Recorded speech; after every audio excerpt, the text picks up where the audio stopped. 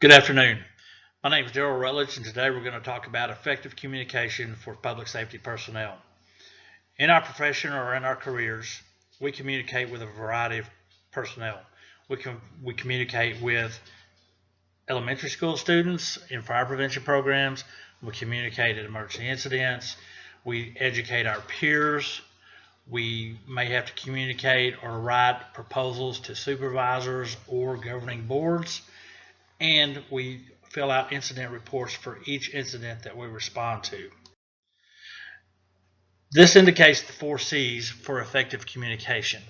The column on the left is what we use in public safety. It's connect, convey, clarify, and confirm. Simply use the definition that goes with each word. The one on the right, the clear, consistent, convenient, and compelling, is what's used if you research or search for business communications or effective communications. These are the ones that they list.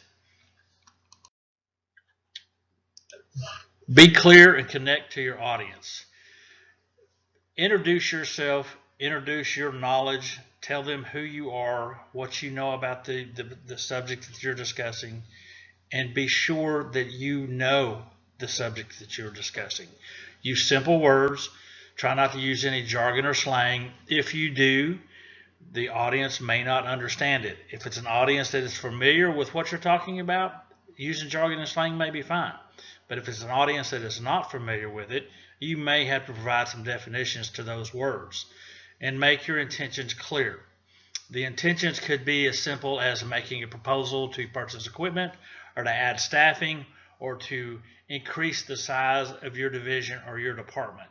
Whatever it is, make sure that the audience knows what your intentions are. Be consistent and convey your message. Consistency, if you're communicating with a group or a governing body and it's a meeting that's required weekly, daily, or monthly, just communicate on the same day, the same time, the same day of the month, or whatever it may be. Just remain the same. Be consistent. They'll be looking for it, especially if you're working on a project and you're providing updates. These updates may be expected and may have to have them at a certain time. So provide them at that time. Clarify your message. Make it convenient. Is it convenient for the group to be together? Is it possible for them to be together?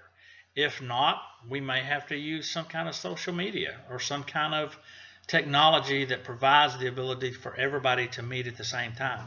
I know Microsoft Teams and Zoom are excellent pieces of technology that you can use to have a group meeting without everybody being in the same location. If you're using email or texting, just be sure that they understand the intent of your message. It is very hard sometimes to see your emotion, to understand your meaning, and there may be misunderstandings back and forth. Just be sure, if you have to use email, be sure that your intentions are clear. Be compelling and confirm what you have said. Make your audience remember you. To be compelling, be knowledgeable in what you're talking about. Give them examples. Show videos if you need to. I know in one example that I used that I had to make a presentation to Wells Fargo Bank to purchase a fire behavior lab.